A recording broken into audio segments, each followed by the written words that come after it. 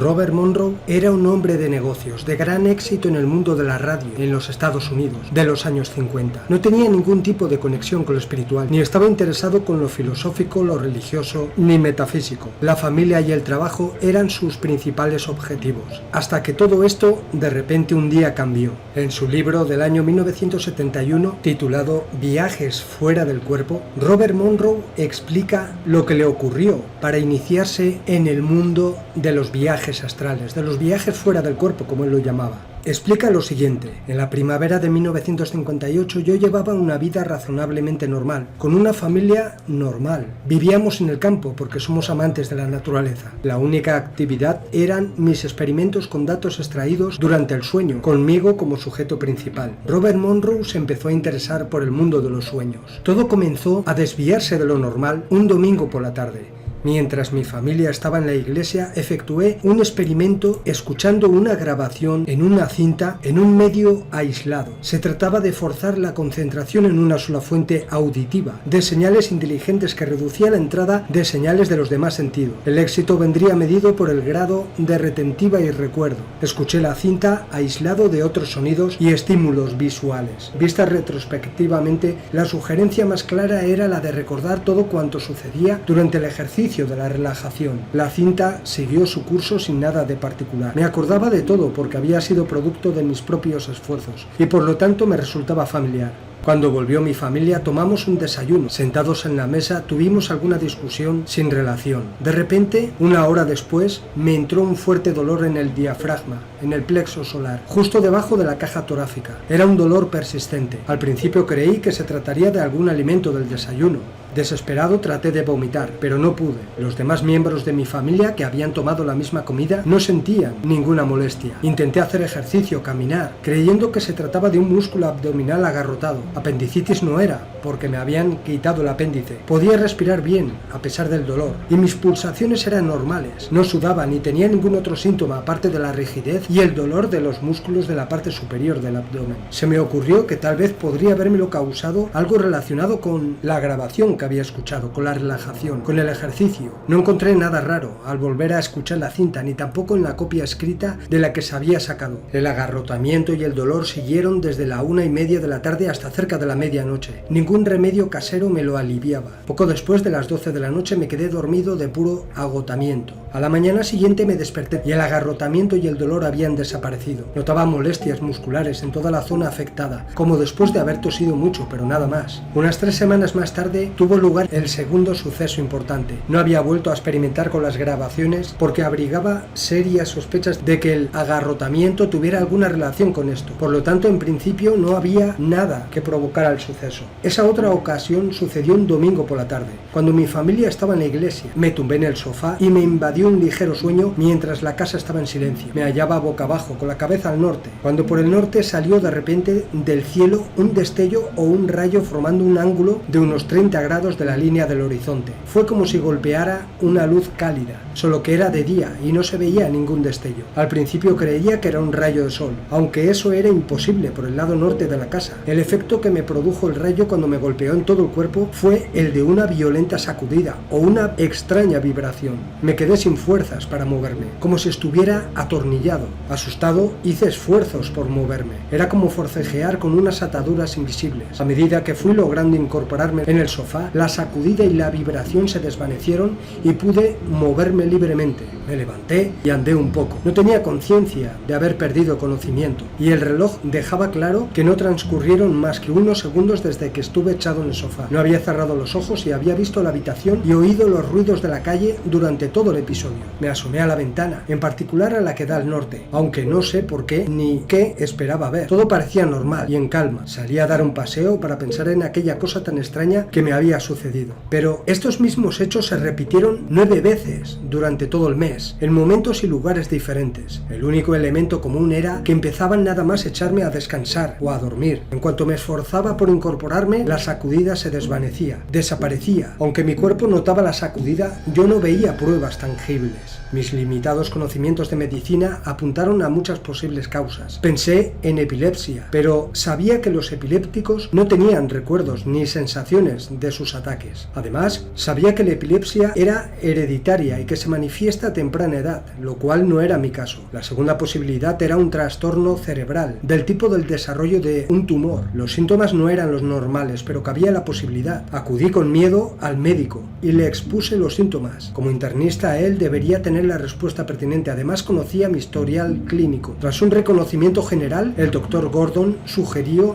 que yo había estado trabajando en exceso, que durmiera más y que perdiera algo de peso. En resumen, no detectó en mí ningún problema físico. Se rió de la posibilidad de un tumor cerebral o de que padeciera epilepsia. Le creí y regresé a casa aliviado.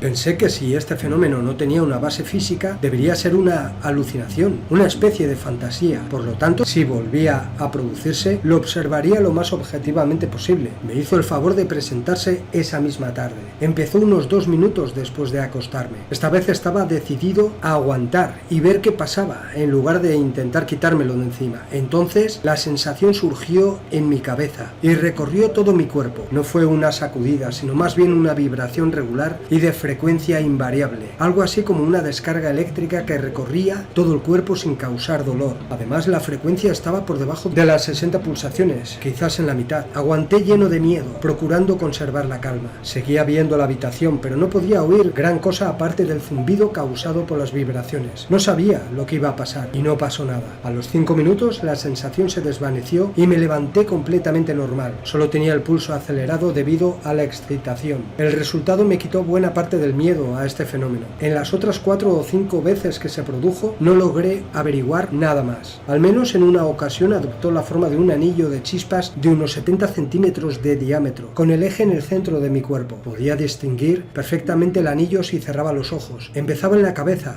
bajaba despacio hasta los pies y volvía a subir a la cabeza manteniendo un ritmo constante. El ciclo me pareció que duraba unos 5 segundos. Cuando el anillo iba pasando por mi cuerpo, yo notaba las vibraciones como si me estuviera atravesando un aro. Cuando pasaba por mi cabeza producía un gran zumbido y yo notaba las vibraciones en el cerebro. Traté de estudiar este anillo llameante de aspecto eléctrico, pero no hallé ninguna explicación, como tampoco acerté a saber qué era. No dije nada de todo esto a mi esposa ni a mis hijos. No me pareció oportuno preocuparles hasta no saber algo concreto. Sí se lo comenté a un amigo, el conocido psicólogo Dr. Foster Bradshaw. No sé qué sería de mí ahora de no haber sido por él. Tal vez estaría en un psiquiátrico. Le comenté lo que me pasaba y mostró un gran interés. Sugirió que podía tratarse de una forma de alucinación. Me conocía bien, igual que el Dr. Gordon. Por eso se tomó a risa la idea de que yo padeciera una incipiente esquizofrenia o algo parecido. Le pregunté qué debía hacer al respecto. Siempre recordaré su respuesta, que fue la siguiente: pues lo único que puede hacer es investigar y averiguar qué es. No tiene muchas otras posibilidades. Si me ocurriera a mí, me perdería en algún bosque hasta dar con la respuesta. Casi llegó a convertirse en una rutina hasta una noche en la que estaba ya acostado y a punto de dormirme. Empezaron las vibraciones y aguardé pacientemente a que cesaran para poder dormir. Tenía el brazo que colgaba por el lado derecho de la cama, rozando la alfombra con la punta de los dedos. Me puse a mover los dedos sin darme cuenta y vi que podía rascar la alfombra. Sin pensar ni darme cuenta de que podía mover los dedos durante la vibración, presioné sobre la alfombra con la punta de los dedos. Tras un momento de resistencia, los dedos parecieron penetrar en la alfombra y tocar el suelo. Seguí presionando con cierta curiosidad. Los dedos atravesaron el suelo y noté la superficie de la parte superior del techo del piso de abajo. Tanteé con la mano y noté un pequeño trozo triangular de madera, un clavo torcido y algo de serrín. Seguí presionando con la mano, movido por la curiosidad que me provocaba aquella fantástica sensación. Atravesé el techo del piso de abajo y noté como si lo hubiera hecho con todo el brazo. Estaba tocando agua con la mano. La agité con los dedos como algo normal. De pronto me di cuenta de lo que estaba ocurriendo. Estaba completamente despierto. Podía ver por la ventana el paisaje bañado por la luz de la luna. Podía verme a mí mismo echado en la cama con las mantas por encima y la almohada debajo de la cabeza y el pecho subiendo y bajando al ritmo de la respiración. Las vibraciones continuaban, aunque con menor intensidad. Sin embargo, increíblemente estaba jugueteando con la mano en el agua y notaba que atravesaba el suelo con el brazo. Era evidente que estaba completamente despierto, pero la sensación seguía allí. ¿Cómo podía estar despierto al mismo tiempo que soñaba? Y al mismo tiempo que atravesaba el suelo con el brazo. Las vibraciones empezaron a desvanecerse y y de repente pensé que había alguna relación entre ellas y mi brazo, que atravesaba el suelo. Si se hubieran desvanecido antes de que yo sacara el brazo, el suelo podría haberse cerrado y yo me habría quedado sin brazo. Quizás las vibraciones habrían hecho un agujero temporal en el suelo. No me paré a pensar cómo. Saqué el brazo del suelo, lo subí hasta la cama y las vibraciones cesaron al poco rato. Me levanté, encendí la luz y miré al lado de la cama. No había ningún agujero, ni en la alfombra ni en el suelo. Estaban igual que siempre. Me miré la mano y el brazo e incluso me fijé en si estaban mojados, pero no había nada. Todo estaba absolutamente normal. Eché una mirada por la habitación. Mi esposa estaba durmiendo tranquilamente en la cama. Todo estaba en orden. Estuve mucho tiempo pensando en esta alucinación, hasta que por fin me tranquilicé lo suficiente como para quedarme dormido. Al día siguiente llegué a pensar en hacer un agujero en el suelo para ver si lo que yo había notado estaba allí, el trozo triangular de madera, el clavo torcido, el serrín, pero no me veía rompiendo el suelo a causa de una alucinación.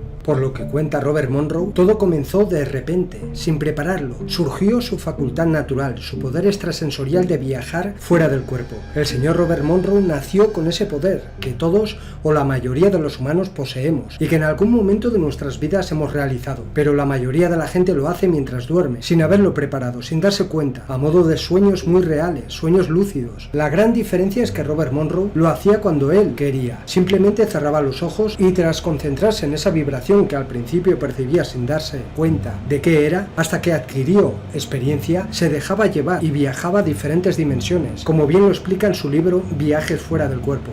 También realizó pruebas y experimentos con amigos suyos para verificar que estaba viajando realmente y que no se trataba de alucinaciones. En más de una ocasión llamaba a uno de sus amigos y les decía que escondieran algún objeto. En varias ocasiones les decía que escribieran algo en un papel y que lo dejaran guardado durante el experimento. Cuando salía del cuerpo iba a mirar lo que habían escrito o el objeto que habían escondido y siempre lograba verlo. La gente quedaba impresionada, pero explicaba que cuando salía del cuerpo tenía cierta distorsión en la visión. Además, cuando salía con lo que él llamaba el segundo cuerpo, que sería el cuerpo etérico, era más eficaz pensar en la persona que está en el punto de destino donde quería ir, no en el sitio, sino en la persona. De esa manera se llega en cuestión de momentos. Puede verse pasar el paisaje si se desea, aunque es un poco desconcertante cuando hay que lanzarse de cabeza contra un edificio o un árbol y atravesarlo, explicó Robert Monroe. Para evitar este tipo de traumas hay que olvidarse de ver durante el trayecto.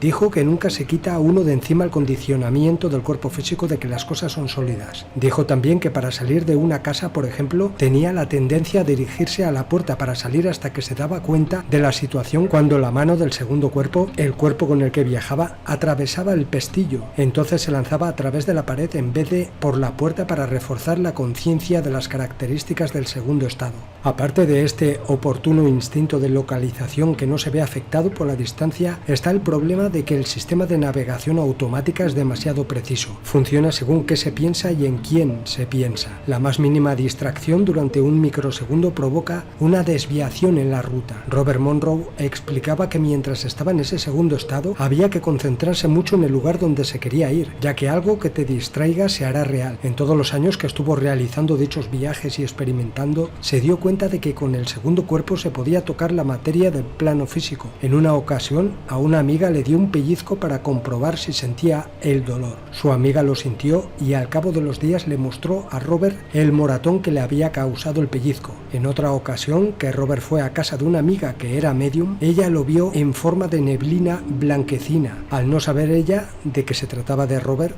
decretó que se fuera de su casa y explicó Robert que una fuerza muy poderosa lo devolvió de golpe a su cuerpo físico. Aquí nos están confirmando que los decretos funcionan. Otro tema interesante es el de la electricidad. Robert Monroe explica en su libro que al pasar al lado de cables de alta tensión, el segundo cuerpo se sentía atraído por la corriente eléctrica. Esa electricidad lo llegaba a atrapar y debía liberarse si no quería quedarse ahí atrapado para siempre. Esto me hizo pensar en por qué han electrificado los controladores el planeta entero, en lugar de utilizar la energía libre. Lo tienen todo bien diseñado. Robert descubrió además que existen distintas dimensiones o escenarios de segundo estado, como él lo llamaba, por las que viajaba con el segundo cuerpo. dijo lo siguiente: al evaluar todos los experimentos quedó claro que había 3 entornos de segundo estado. El primero de ellos, a falta de otra denominación mejor, lo identifiqué como el escenario número 1, aunque sería más apropiado llamarlo aquí y ahora. El escenario 1 es el más creíble. Lo componen las personas y lugares que existen verdaderamente en el mundo material y conocido en el mismo momento del experimento. Es el mundo representado para nosotros por nuestros sentidos físicos, el que la mayoría de nosotros estamos seguros de que existe. Las visitas al escenario 1, mientras está en el segundo cuerpo, no deben contener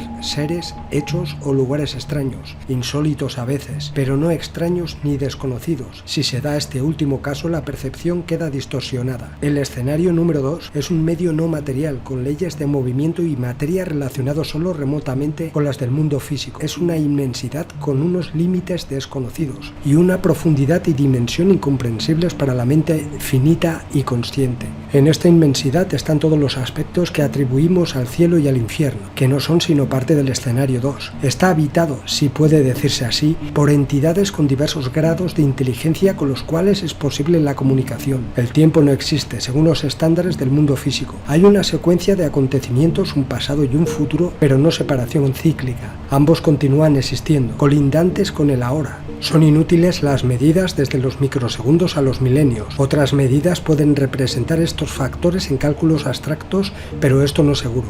Parece haber una ley primordial que reemplaza todas las mencionadas. El escenario 2 es un estado del ser donde lo que denominamos pensamiento es la fuente de la existencia. Es la fuerza creadora vital que produce la energía, ensambla la materia con la forma y proporciona los canales de percepción y comunicación. Sospecho que el propio ser o el alma en el escenario 2 no es más que un vórtice o bucle organizado según esta ley primordial. Se es lo que se piensa. En este medio no hay suplementos mecánicos, no hacen falta coches, barcos, aviones ni cohetes como medios de transporte. Se piensa en el movimiento y ya es un hecho. El teléfono, la radio, la televisión y otros medios de comunicación no sirven para nada aquí. La comunicación es instantánea, no se ven tierras de labor, huertas, ranchos de ganado, industrias alimenticias ni tienda. En ninguna de las visitas experimentales se hizo alusión a la necesidad de energía procedente de la alimentación. No se sabe cómo se repone la energía en caso de que se consuma. El mero pensamiento es la fuerza que cubre cualquier necesidad o deseo. Lo que se piensa es la matriz de la acción, situación y posición en esta realidad más amplia. El aspecto interesante de este mundo o mundos, pensado del escenario 2, es que se percibe efectivamente tanto la materia sólida como los objetos comunes del mundo físico. Estos últimos adquieren carta de naturaleza por 3 vías. Primero, los productos del pensamiento de quienes han vivido en el mundo físico y siguen conservando sus pautas. Esto se consigue casi de manera automática, sin proponérselo deliberadamente. Segundo, quienes gustaban de ciertas cosas en el mundo físico y las recrean para embellecer el entorno en el escenario 2. Tercero, supongo que es una clase superior de seres inteligentes más conscientes del entorno del escenario 2 que la mayoría de sus moradores. Su objetivo parece ser el de la simulación del medio físico, al menos temporalmente, en atención a quienes emergen del mundo físico después de la muerte. Esto se hace para amortiguar el trauma y el impacto sobre los recién llegados, presentándoles formas y entornos familiares en las primeras fases de su transformación. A estas alturas ya se puede empezar a entender la relación del segundo cuerpo con el escenario 2. El escenario 2 es el medio natural del segundo cuerpo. Sus principios de acción, composición, percepción y control se corresponden todos con los del escenario 2. Esta es la razón de que la mayoría de mis intentos de viajes experimentales me llevaran involuntariamente a algún punto del escenario 2. El segundo cuerpo no pertenece al mundo físico. Aplicarlo a destinos físicos es como pedir a un buzo que descienda al fondo del mar sin escafandra y sin equipo apropiado. Puede hacerlo, aunque no por mucho tiempo ni demasiadas veces. Por otra parte, puede caminar una milla para ir a comprar a diario sin efectos perjudiciales. Por lo tanto, viajar a puntos del mundo físico es un proceso forzado en el estado del segundo cuerpo. Mediante la más leve relajación mental, la supermente guía al segundo cuerpo en el escenario 2. El escenario 3 resultó ser un mundo de materia física casi idéntica al nuestro. El medio natural es el mismo. Hay árboles, casas, ciudades, personas, objetos y todos los demás elementos de una sociedad razonablemente civilizada. Hay casas, familias, empresas y personas que trabajan para ganarse la vida. Hay carreteras por donde transitan los vehículos, hay trenes y vías. Al principio pensé que el escenario 3 no era más que una parte de nuestro mundo, que me era desconocida a mí y a las demás personas preocupadas por estos asuntos. Tenía todo el aspecto de ser así, pero un estudio más atento demostró que no puede ser ni el presente ni el pasado. pasado de nuestro mundo de materia física. El desarrollo científico es muy peculiar, no hay ninguna clase de aparatos eléctricos, la electricidad, el electromagnetismo y cosas por el estilo son inexistentes. No hay luz eléctrica, ni teléfono, ni radio, ni televisión, ni energía eléctrica. No existe combustión interna, ni gasolina, ni petróleo como fuente de energía. Sin embargo, se utiliza energía mecánica. Un examen atento de una locomotora que tiraba de un tren de viejos vagones de pasajeros me reveló que funcionaba a vapor. Los vagones parecían de madera y la locomotora de metal, pero tenían una forma distinta a la de nuestros modelos ya obsoletos. Las vías eran mucho menores que las nuestras, menores incluso que las de los ferrocarriles de montaña de vía estrecha.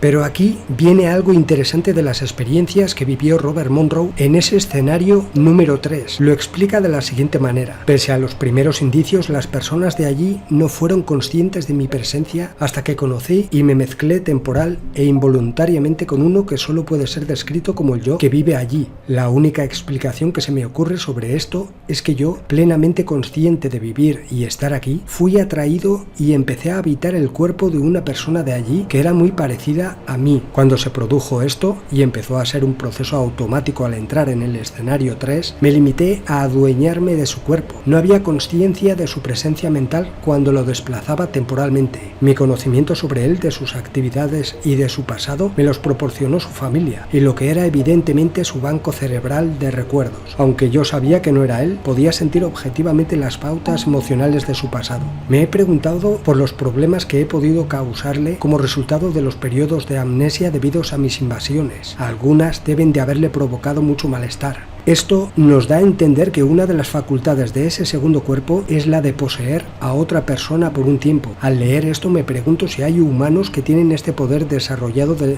viajes fuera del cuerpo que pueden estar haciéndolo también en esta realidad física. Utilizar cuerpos al igual que lo hacen otras entidades para objetivos desconocidos. Imagínense que grupos ocultos especiales hayan desarrollado esta facultad de algunos humanos y que la estén utilizando, por ejemplo, para desmontar ataques militares enemigos o para obtener información secreta. Esto me recuerda de alguna manera a la película Origen. Recuerden que estas experiencias de Robert Monroe sucedieron a lo largo de los años 50 hasta los años 70. Relacionado con todo esto que acabo de comentar, Robert Monroe explicó lo siguiente: muchos seres humanos vivos, si no todos, tienen un segundo cuerpo. Por razones aún desconocidas, muchos seres humanos, si no todos, se separan de su cuerpo físico por medio del segundo cuerpo mientras duermen. Esto se hace sin recuerdo consciente, salvo en casos extraños. Mucho más raros todavía son los casos en los que la separación se consigue por un intento consciente. Sin embargo, este último caso plantea estadísticas y probabilidades asombrosas. Es inconcebible que una capacidad instrumental sea única. Si una persona puede llevar a cabo este acto de disociación, es posible que existan otros seres que vivan ahora y puedan hacer lo mismo, probablemente con más eficiencia, pero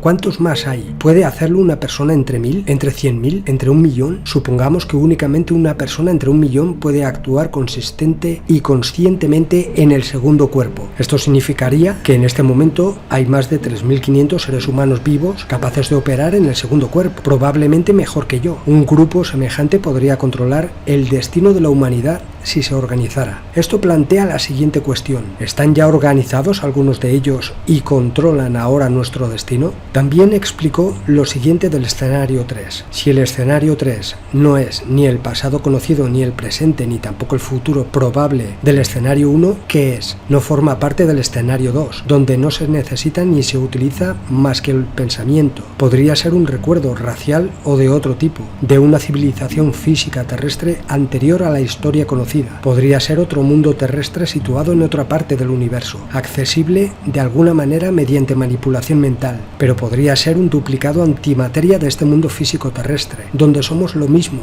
aunque diferente, enlazados pieza a pieza por una fuerza que rebasa con mucho nuestra comprensión actual. Pues bien, otro de los puntos muy importantes en el libro Viajes fuera del cuerpo es la de las entidades que habitan en esos escenarios y cómo se comportan, además de una zona intermedia donde habitan en entidades y espíritus de gente que se quedan atrapadas deambulando, una especie de purgatorio. Las áreas del escenario 2 más próximas al mundo físico, dijo Robert Monroe, están pobladas en su mayor parte por seres dementes y que conservan las emociones. Esto parece ser cierto casi siempre. Entre ellos se cuentan los que están vivos y a la vez dormidos o drogados y en su segundo cuerpo, y muy probablemente los que están muertos aun cuando conservan las emociones. Lógicamente, esta área próxima no es un lugar agradable para estar. Es un nivel o un plano al que se pertenece hasta que se aprende más. No sé lo que les ocurre a quienes no aprenden. Quizás permanezcan allí para siempre, atrapados. En el momento de la disociación del mundo físico a través del segundo cuerpo, ya se está en las inmediaciones de esta zona próxima del escenario 2, y es aquí donde se encuentran toda clase de personalidades incoherentes y seres animados.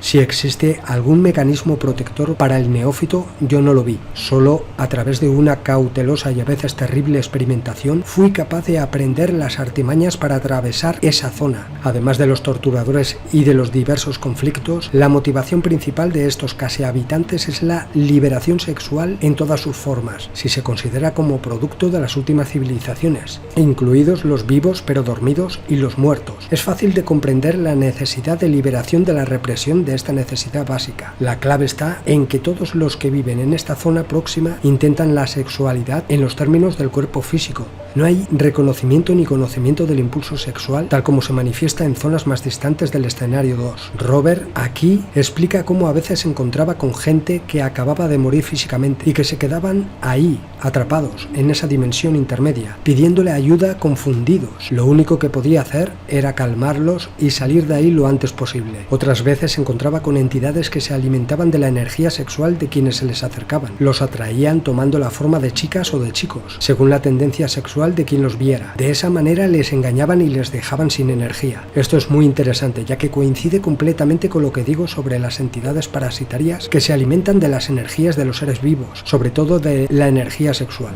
Además, explica lo siguiente: en los viajes no físicos al escenario 2 a menudo hay una capa o zona que debe de atravesarse. Al parecer se trata de la parte del escenario 2 más próxima y relacionada con el aquí y ahora. Es un océano negruzco donde el menor movimiento atrae a seres acechantes y martirizantes. Es como si uno fuera el gusano pegado al anzuelo y arrojado a esta área inmensa. Moviéndose despacio y sin reaccionar ante los peces curiosos que venían a investigar, se puede atravesar sin mayores incidentes. Un movimiento más violento y defensivo provoca que los más excitados moradores de la zona se precipiten a morder, tirar, empujar y golpear. En ocasiones ocurre periódicamente un suceso muy inusual al visitar el escenario 2, idéntico suceso con independencia del lugar en el que se encuentre el escenario 2. En medio de cualquier actividad normal hay una señal distante, casi como trompetas heráldicas. Todo el mundo se toma tranquilamente la señal y al oírla deja de hablar o hacer lo que pudiera estar haciendo. Es la señal de que él o ellos está atravesando su reino. Nadie se echa al suelo ni se arrodilla, al contrario, mantienen una actitud de lo más natural. Es algo a lo que están acostumbrados y cumplir con el rito tiene preferencias sobre cualquier otra cosa, sin excepciones. Al oír la señal, cada cosa viviente se tumba. Mi impresión es que sobre la espalda arqueando el cuerpo para levantar el abdomen, con la cabeza ladeada, así no le ven cuando pasa. El objetivo parece ser formar una carretera viviente por donde él o esas entidades puedan viajar. He oído que él selecciona de vez en cuando a alguien de este puente viviente, alguien de quien no vuelve a saberse nunca jamás nada. El objeto de levantar el abdomen es expresar la fe y la sumisión completa, pues el abdomen es la parte más vulnerable del cuerpo o la parte que puede sufrir daños más fácilmente. Según pasa él, no hay movimiento ni pensamiento. Todo es momentáneamente inmóvil, pleno y completo mientras esa entidad pasa. Las ocasiones en las que he podido experimentarlo me he tumbado igual que los demás. En esos momentos era inconcebible el pensamiento de hacer cualquier otra cosa. Él pasa acompañado de un potente sonido musical y un aura de fuerza vital radiante e irresistible que alcanza su máximo cuando está encima y se desvanece a medida que se aleja. Recuerdo que una vez me pregunté qué me ocurriría si él descubriera mi presencia como visitante temporal. No estaba seguro de querer averiguarlo.